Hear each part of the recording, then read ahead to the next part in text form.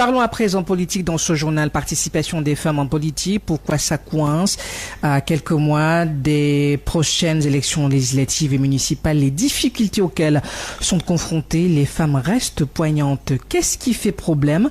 Pourquoi certaines femmes peinent à s'engager? Comment les amener à participer? Immersion avec Jordan Diossé-Fomekon. Sur une population estimée à environ 30 millions d'habitants, les femmes représentent plus de 52% des Camerounais. Seulement, au sein des instances politiques, comme à l'Assemblée nationale par exemple, elles ne sont présentes qu'à 33%. Elles ne représentent que un peu du nombre des députés. Cette situation a des explications selon Ange Le Si, elle est politologue. Les femmes qui fuient la politique aujourd'hui sont les jeunes filles d'hier à qui l'on n'a jamais montré la noblesse de l'engagement politique. Un phénomène d'absence de la gente féminine en politique, plus grave encore au sein des collectivités territoriales décentralisées dans le pays. Aucune femme n'est à la tête d'une région. Dans la ville de Yaoundé par exemple, aucune d'elles n'occupe un poste de maire dans les 7 arrondissements que compte la capitale politique de notre pays. Rosine Yemele, vice-présidente du PEC, le parti écologique du Cameroun, elle accuse la domination des hommes sur les femmes. Ce patriarcat fait en sorte que la femme sait que sa place est à la maison, aux côtés d'un homme avec des enfants épanouis. Il n'y a plus vraiment le temps de s'intéresser à la politique. Maintenant, pour celles qui sortent du lot et qui vont s'intéresser à la politique, on va espionner leur vie, on va chercher à exposer leur vie pour les discréditer, pour les disqualifier, parce que dans la tête de plusieurs, il y a ce préjugé que la place de la femme c'est à la maison. Donc si tu veux faire la politique, il faudrait qu'on se rassure qu'à la maison, ton mari est heureux, tes enfants sont les plus intelligents, les plus beaux, les plus propres, bref, ton intimité va être fouillée pour être exposée en fait, dans le but généralement de te nuire, de te descendre. Et beaucoup ne sont pas prêts à supporter ça. L'autre barrière, c'est le financement. Financer une campagne, c'est énorme.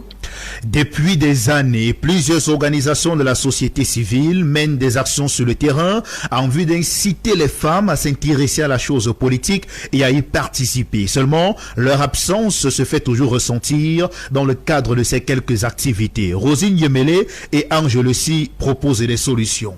Déjà que notre système encourage la participation des femmes en obligeant un certain pourcentage de femmes dans les partis politiques. Ça fait en sorte que quand on veut mettre un parti politique sur pied, ou bien quand on a mis, on cherche à tout prix les femmes pour pouvoir passer aux différentes élections que nous avons, c'est-à-dire les élections municipales, présidentielles et tout. Donc, il faudrait qu'on impose un certain pourcentage des femmes, qu'on impose aussi l'alternance pour que dans les partis politiques, les femmes ne soient plus seulement des animatrices, des mobilisatrices, mais qu'elles puissent avoir également des postes de pouvoir, des postes de direction.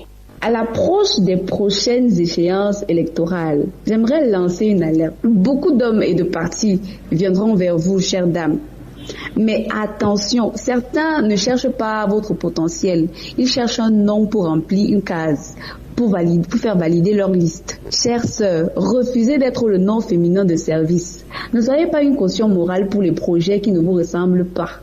Donc, si vous décidez de vous lancer, faites-le avec courage, avec audace. Sortez des sentiers battus. Préparez avec excellence votre offre politique pour le peuple camerounais. Ne subissez pas l'histoire. Soyez de celles-là qui vont écrire l'histoire pour que les jeunes filles de demain s'en inspirent. Au moment où le Cameroun a fait le choix de la décentralisation pour se développer, l'implication des femmes dans la gestion des affaires de la cité apparaît cruciale, surtout en cette période où le pays se prépare à vibrer au rythme des élections locales, les législatives et les municipales prévues dans quelques mois.